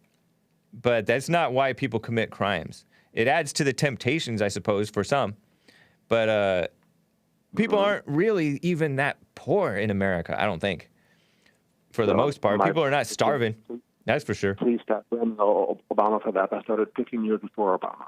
Okay. Well, I know that he was pushing it. I know that he was part of pushing it, and Ben Carson was not doing that, and President Trump. Ben Carson ended that program, yeah. Yeah, and now it's back, though, under Obama Part 2. No, it's not back yet, but Biden is planning on bringing it back, yeah. You thought Obama was great. Do you think that Biden will be great? I thought Obama did a great job based on the numbers, not the man himself. I don't think any politician is great, James. Let's get that clear. So you're talking about the economy numbers, right? Because supposedly like a bunch of jobs and economy, stock market and stuff like that went up. The economy, the stock market recovered. Unemployment. The VA got record funding, which I think is important for our vets. I have vets in my family. Okay. Things improved there. Bin Laden was killed. So, yes, there's some good news on the Obama administration. And those are just facts, not the man himself. I don't trust any politician, Democrat or Republican, to tell you the truth. And so do you have any hopes for Biden being an effective? No, I think I think it would be 4 more years of just gridlock and nonsense. Oh, okay. Yeah, that's true. Interesting, Joe. Now, as per your last caller, too, I wish your listeners were more informed and not so ignorant. What was wrong with Rick's call? They just want to assume ghetto culture and the worst of black culture is black culture. That's just not the case. For example, okay, you talked about how any black person can earn income or earn wealth, and that's true. But guess what? The share of black men in middle or upper class, as measured by family income, has risen 38% from 1960 to 57% today. In other words, about 1 in 2 black men in America have reached middle class or higher. So there is good news. There is progress. So please stop blaming black America for the worst of the worst. But morally, those people, even those people are crying racism stuff. The middle class is still crying racism. Hold on, James. You can't just say all black folks are crying racism. That is just not true. But I never said all. I said when I say blacks are crying racism, I'm speaking in general terms. And generally, it's undeniable that blacks are crying racism. All the ones with a platform, and all the ones propped up by a platform, are given that. Far too much coverage and far too much. I mean, BLM has no power. They really don't. They're in the news a lot, and they're made out to be this big, bad group, but really all they're trying to be is like the black version of the ADL. There is a lot of money. Right, but their false smears upon the police and upon whites and upon America are amplified by every major corporation and every Democrat politician and even some rhinos. Maybe almost every Democrat politician. As you know, we've talked before, I am strongly against BLM because they have a radical gay agenda, and I think they're out there to destroy the nuclear family and men in general. So. It's not just the gay thing. It's the false accusations. It's the jumping to conclusions about police before time, and even after they're exonerated, they're still falsely accused of crazy murder. What did you think about former officer Darren Wilson and the Michael Brown case? Yeah, I mean, the facts of that case, Michael Brown was clearly in the wrong, period, in the story. Yeah. But they wanted to speculate and riot over it. I mean, some of them didn't riot, right? What's wrong? But what's wrong? Never mind the rioting. Let's talk about the well-behaved liberals and blacks who were still saying, "Oh, blacks are suffering from this racism, and Darren Wilson is racist because he had to go into hiding." The DOD investigation, there was found to be deep discrimination and based on racism in the Ferguson Police Department. That's not if you read that report critically. If you read that report critically, they did not really show that. No, we disagree on that. Because I looked into it and I read some reports from I don't know if you read the Wall Street Journal article by Brett Stevens called, I think, Ferguson Lies and Statistics. And then the New York Post, the crimeresearch.org founder, Dr. John R. Lott Jr., they exposed and debunked the deceptive statistics that they were pointing out, and some of the more outlandish, some of the more flashy details were that, police exchanged racist emails. Like, give me a break. But they were talking about open-minded and read those articles. But my main point here, James, is that don't blame Obama for that policy. It wasn't his, it was Clinton. And secondly, please stop using the worst of the worst for black America to be black America. Ghetto culture is not black culture. That is my only thing I wanted to say today. So I'll let you go. Appreciate it, Joe. All right. Take care. Bye. You know, he brings up Bill Clinton.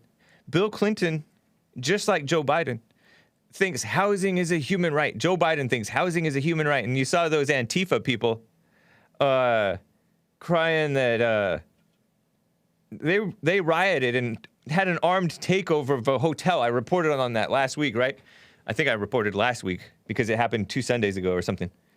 And so Antifa, the communists, say housing is a human right, and now Joe Biden is saying the same thing, and Bill Clinton wanted every black American and every American to be able to afford a home. Isn't that, if I'm not mistaken, what I heard was that's part of what caused this so-called housing bubble.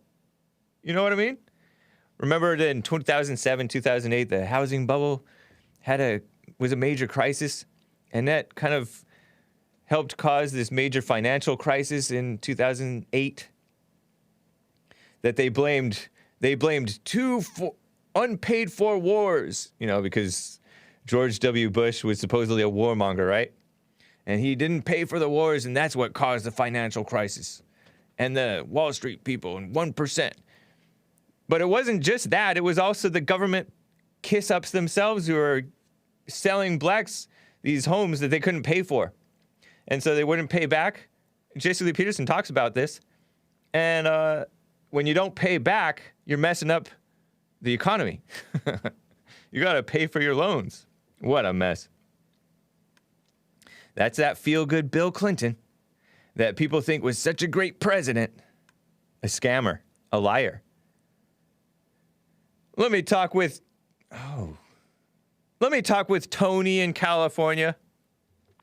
I guess he's back. Well, I mean, we'll see. He's still on probation. Tony from California, still on probation. What's up, Tony? What's happening, probation officer? How you doing? I'm fine. How are you? All right. I'm here to report something, and I hope you give me 2 minutes to report it so that your listeners and the rest of America that's listening to this show will get the real truth about the matter about these police officers down there in Alabama. Is this Dothan, Alabama? Dothan? No, it's not. It's D-O-T-H-A-N. Dothan. Yeah, Dothan. Yeah, there you go. Yeah. Now you're on top of it. Yeah. 12 police officers, white police officers, that's a part of this domestic hate group, arrested. Wait a minute. Listen, sir. All right. Over 1,000 black men, falsely accused them of drug and weapon charges. And the prosecutor himself was part of this thing. And they arrested these people, messing up their lives, their family lives. Where are you getting this? Excuse me? What's your source for this? Where are you getting it? The Atlantic Tribune. At the Atlanta Tribune? Yes. That's based in Atlanta, Georgia? I believe so. Okay. But they're also now... I've heard this story, too, by the way. I'm sure you have, but you don't report this. I mean, it's old news. It's black people. It's what? It's old news, but go on. It's not old news because people are still locked up to this day. That's dealing with this situation, and they had to bring outsourced prosecutors from outside Alabama, racist Alabama, to come and... Alabama's not racist. This. Oh, well, if you lock up over 1,000 people for nothing, that's to destroy their lives, what is that, sir? That's evil. Power. That's evil if true. Okay, evil and racism are in the same category. Nope. I don't care how you look at it. Nope. They're in the same category. False. And then you also got it in Minnesota. Doing the same thing in Minnesota. You got it also in Milwaukee. You got it also across America. You got people coming out. You're just making this stuff up.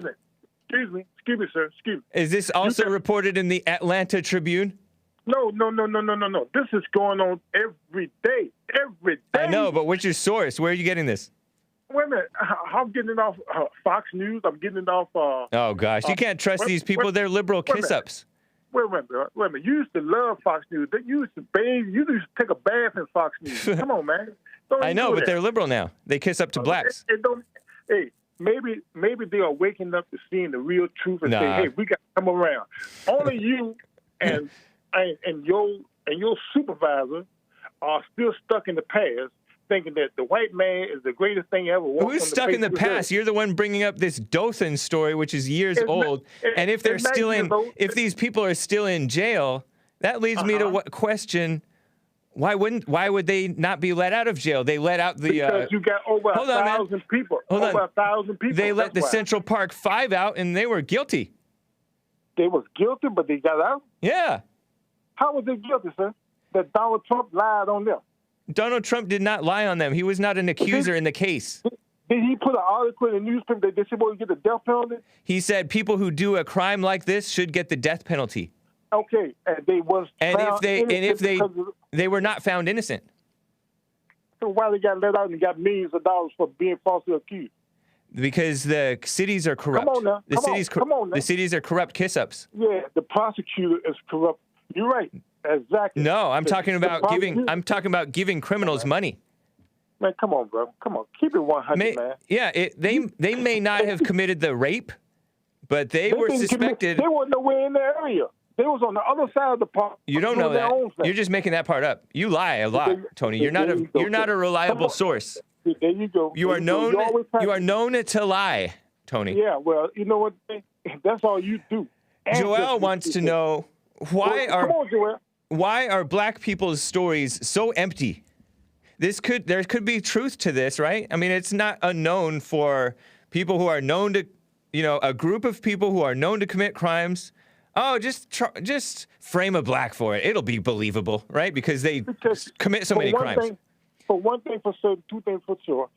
It's been like this since we put foot on this side of America. So then get out of my country. White man, get out of your country? Yeah. Wait, how is this your country? This is my country. I'm not complaining about it. I mean, I do complain about it. Every day you on TV, you tell me you ain't complaining. Every day you on TV, you complain about something. Whatever. That's called manly dissent. Okay, whatever. Just like that white boy that killed those 4 people in that car accident for drunk driving, and they let him out because he said he was too rich and he didn't know what he was doing. Yeah. That's white privilege. That's straight white privilege. That's not white privilege. That's spoiled privilege. Well, whatever you want to call it. And then he went to Mexico, and him and his mama, and came back and got prosecuted. Whatever. But see, the thing is, that's fine, Danny. But you can kill 4 people and walk away with it. That's fine because you don't know you don't know my thoughts on that case. I don't even really care. You just said it. You just told me. I was playing around with you. I said that's spoiled privilege. Whatever. But the thing is, bro. What do you think about OJ? What about OJ? You see? All of a sudden you go quiet about OJ. I said, what about him? He found innocent. What do you think? He was innocent. Oh, okay. Tony, you're so phony and shallow. What a shame. I'm keeping it real with you, man. No, nothing about you is real. You're saying the police don't supposed to get defunded. They should. Where do a police? They need more funding. With a bayonet. What do they need a bayonet for? Who they gonna stab? They need to stab attackers. Man, come on, man. Yeah. People are they're getting hamstrung like crazy. What you need a bayonet for? I don't know. What are you talking about? You're acting like Maze, Tony. You're all over the place. I'm keeping it 100. But you never answered Joel Friday's question. Why are black people? Why are black? Go for it, Joel. Come on, Joel. You have white and have black. Talk to me. Not half, but 30%. I think they're right. You 98% black and 2% white. Come on. Good one. So sometimes, or oftentimes, you guys come up with the story and don't have all the real facts, right? And then when you tell the story, it's so unbelievable because there's no real foundation of the story. Right. Why would anybody for any reason want to just arrest? I'm not saying that there's no truth to this story you're telling about the Alabama thing, right? True. We're missing the motive. Yeah, like why would anybody just want to just do it for fun, for sport? Let's just arrest 1,000 black people. Did you hear the words that come out of my mouth? 12 white terrorists. They are part of a white terrorist group. Okay, did you hear that part? They are KKK in the police department, went out and arrested everything they could see that was black. For what reason? You didn't say the motive. Huh? For what reason? What's the motive? Hate. Oh, no, but there still had to be a motive. You know a lot about hate because you're a hateful person yourself, Tony. What the motive is, for one thing, they get promoted. They get promoted, become detectives because they all these arrests. Yes, come on, man. This is happening all in New York, and Minnesota, Milwaukee, Richmond, Virginia. Come on, bro. I mean, all you got to do is report it. It's right there. That's human nature, Tony. Tony, that's human nature. The blacks. This is not racism. This is like, okay, let's say that there are. Let's say, hold on, Tony. Hold on. Okay, go ahead. Let's say that there is a motive to plant evidence on a thing. I've heard that this happens, right? What's the motive? The motive is to take advantage of the easy target. And who's an easier target but blacks? And some innocent blacks may have gone to jail, right? That's because they're an easy target, Tony. It's not their fault. It's not racism. Give me a break. So you said that, okay, I see a black man driving a Toyota, and I know that he's poor because he got a missing hubcap on there. So I'm going to pull him over for that missing hubcap. And then I'm going to say, well, let me get your license. I look at your zip code. That tell me where you live at. So you're in the poor section, so I'm going to arrest you just because you're poor. And I know you can't get out of prison. So I'm going to feed the prison system with your stupid because you ain't got no money. And I'm going to destroy your family and take you separate you from your You act like you're a mind reader. Well, this is so. Tony, I don't even want to. Are you smoking? Do you smoke pot? This is what goes on in America each and every day. You're doing it? Is this what you're doing to people? Well, I'm not a police officer. I have compassion for people. No, you don't. Do you feed the hungry? Do you go out there in L.A. and feed the hungry? No, of course not. They're not hungry. No, they don't. There's nobody hungry in L.A. They're homeless. Doesn't mean they're hungry. Do you go out there and help them any kind of way? Of course not. That's only enablement. Okay, so I thought you was a Christian then. Christians don't help Christians don't enable the evil. Didn't Jesus say feed the hungry? They're not hungry. They're well fed. Come on, They're fatter than me. You got some more of them excuses. They're fit. You got more excuses than a dictionary. But Tony, half the time, and I'm not saying that. I'm not saying the whole 1,000 people. I don't know that story. Maybe it's completely true. I don't know, right? You got the story right there in front of your face. I know, but maybe it's, Tony. If you don't be quiet, I'm going to put you on hold. Maybe it's true. Maybe it's true, right?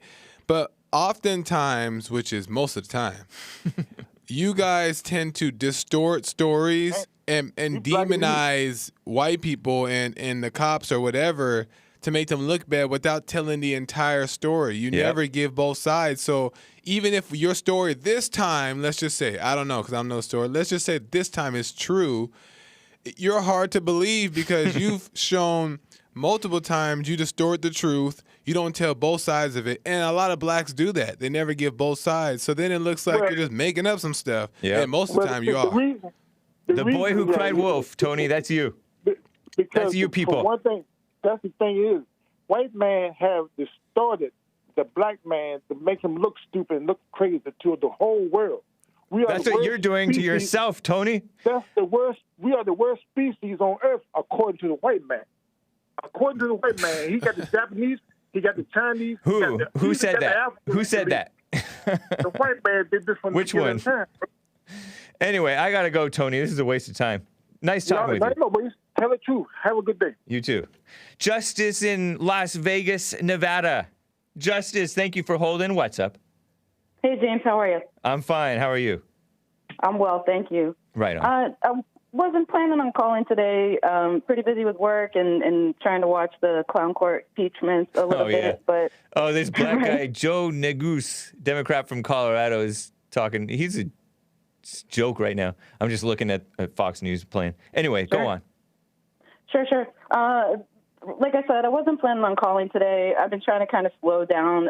As we all know, it's been a real rough year for us truth seekers, and it's just been a lot for me, trying to research as much as I can and everything. But I saw some gentlemen in the chat today just intensely kind of rolling in and talking about veganism quite a bit, and which leads me to believe, he's kind of a new vegan, and like I asked, and he is. And please, if the gentleman's name is John, I'm not going to say his last name, but if he can bear with me and try to hear me a little bit for just a minute.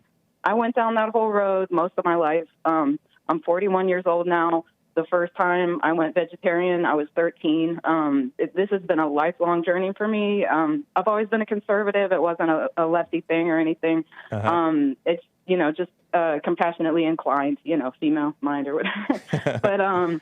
long story short, it did my body a whole lot of damage. I had problems my whole life from it, and if there's anyone that could do it right, it was me, and especially as I got older. And so God put it on my heart to make this call, not really because I have the time or the focus right now, but more so because it's so critical when I see new vegans coming in hard with the rhetoric or like, go vegan, you're killing animals, the hormones, the this, the that, all this kind of stuff. It's so intense. And so I was really, really skeptical. I only went vegetarian. I never went full vegan for a lot of years until I was older in adulthood. I was, a chef at the time. And even later in life, I had an assistant almost Monday through Friday, 8 hours a day. She was helping me prepare my whole foods, plant-based food. There was no shortage of, I wasn't doing it wrong. I wasn't missing anything. I was supplementing iron, all kinds of things. I could take a picture and show you how many vitamins here. It's ridiculous.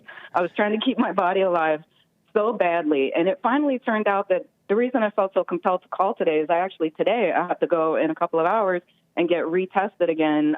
It got so bad when I went full vegan, it wasn't even 2 years, it had completely destroyed my body. And I felt like an idiot having to go to the local chemo center to get iron infusions. Wow. I was looking around, right?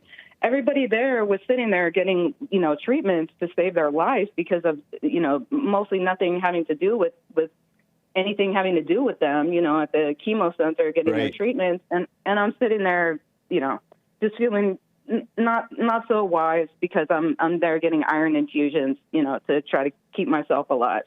And it's really dangerous, and it kills your body first, and then it kills your brain. And I understand why people think it is good, and it's good for like seasons and reasons and brief times and detoxes and temporarily, but it is pure destruction. And I just kind of wanted to put that out there. And the gentleman, last thing here, he kept referencing, it's all the hormones and the meat and whatnot. And yes, it does cost extra. But if nothing else is important, you're talking about it costs extra to get meat that doesn't have all the hormones put in it. Is that what you're talking about? Sure. Okay. You can get hormone-free, antibiotic-free, free roaming, grass-fed, grass-finished. I eat the cleanest of stuff you could. It's not even that hard to find.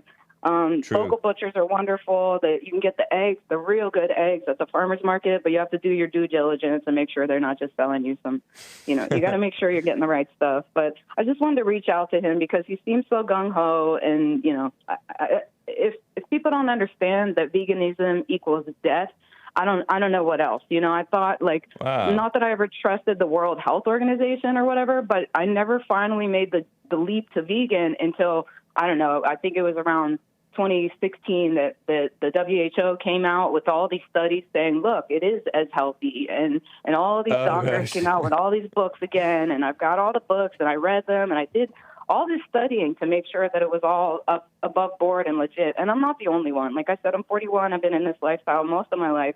And I know so many vegans. And the main advocate for veganism in the 90s, she was a lesbian. Her name is Lear Keith. She is crippled. The woman can't even stand up. She's hunched over on canes and crutches trying to tell people to stop destroying their bodies. And I just kind of wanted to get that through to the gentleman. Okay. Today. Appreciate that, Justice. I did not know All that. right. All right. Can I make one last comment? I keep forgetting to tell you and Jesse every time I call. Okay, so a friend of mine's a doctor, and I saw her the other day, and I couldn't believe what she told me. She was just so burnt out. She's had COVID. Maybe one day I'll call you about COVID and stuff because there is so much misunderstanding about it. And I'm not saying I'm the end-all, be-all, but, I've got quite a bit of information. I've got quite a few friends that are doctors and nurses, both on the East Coast and the West Coast. And I know a lot of people that have had it that didn't really affect them at all, and a lot, a couple that have actually passed away. And, there's a lot to it. But basically, I went into her office the other day to talk to her, and she was just so burnt out because the NAACP, most of her clients are black, and basically there's women coming in and crying, men coming in crying, hysterical. They don't know what to do. This was about 3 weeks ago. And it was because the NAACP was sending out letters, in primarily minority neighborhoods, telling women and men to stay inside, don't go outside after dark. There's white supremacists. No kidding. I asked her, I'm going to try to get a copy of this letter, and I'll scan it and email it to you if I do. But basically, saying that, Whitey is out to kill you, stay in, don't go outside, you're in for death and destruction and violence. And they're literally losing their minds and going to her for medications, to deal with this mess. And I just can't believe all the That's evil. Wow. Right? National Right. Association Against Colored People. Yeah, right. All right. Okay. Appreciate That's all the I wanna tip. say. Thank you, Justice. Good talking to you. Thanks. You as well. Bye. All right. Man, I didn't know that about veganism. Let me talk to Jacob in Louisiana, a first-time caller. Wants to talk about the immigration mess. What's up, Jacob? How are you doing? How are y'all doing? Good, Fine, thank y'all? you. Yeah. All right, I had a question. Okay, a couple months ago, everybody kind of started noticing that everything was pretty much turning evil. Everything that was good was kind of basically going the evil route. Yes. And I started noticing, how they were trying to get more people, immigrants to come in. And at first, it was kind of thinking, that it was for more votes, in the future, or maybe soldiers, that they would need. But I guess God kind of called upon me, and He really, showed me something, that these people are meant to be witnesses. These people are meant to, because God does have a plan, and I believe it's about to be I believe a lot of people feel that it's about to be an awesome plan.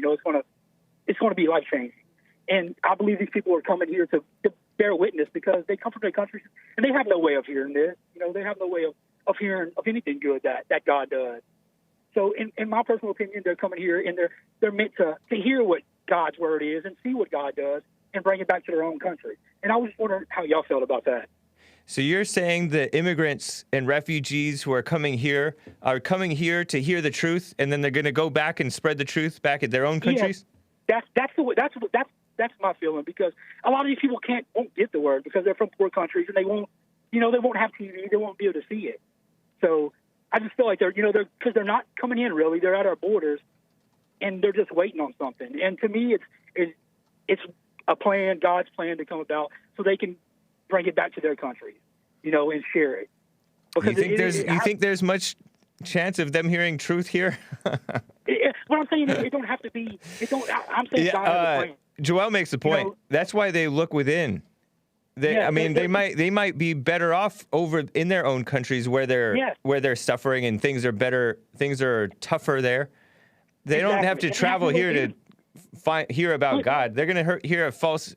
Chances are they're going to hear about a false imitation of Christianity. Oh no, pushed I understand that. Pushed in America.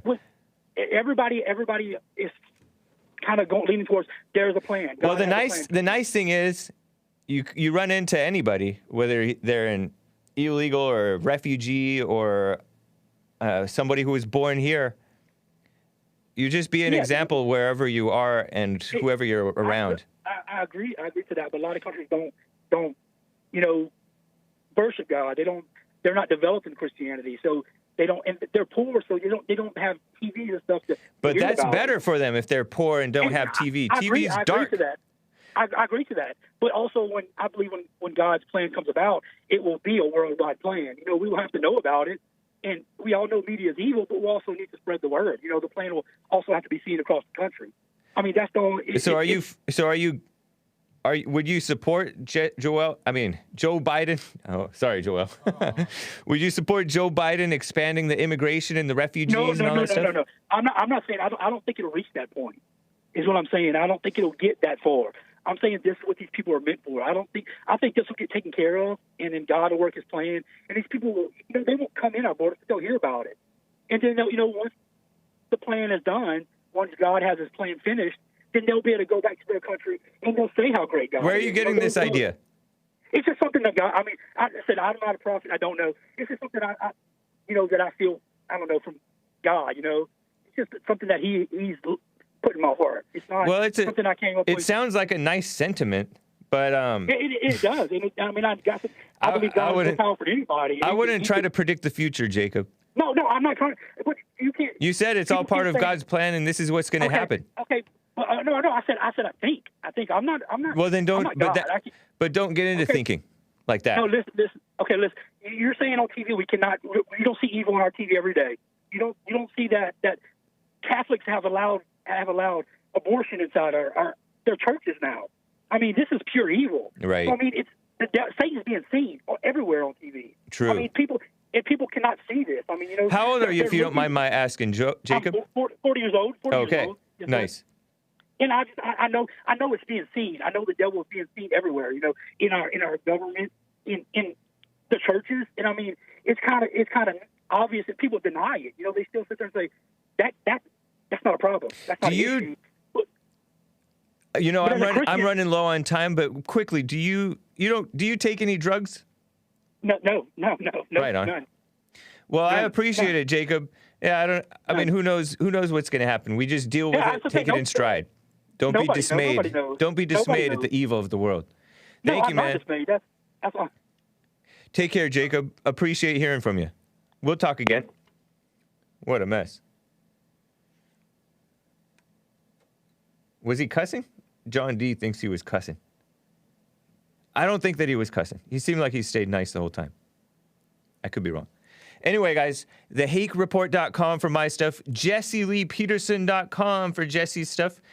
From there, you can get to BOND, which is rebuildingtheman.com, The Fallen State TV, and of course, JoelFridayTV.com. Also, thegiftedofdance.com. He's the one who is arguing with Tony, or at least trying to get a little bit of sense out in the face of Tony's madness. All right, guys, take care.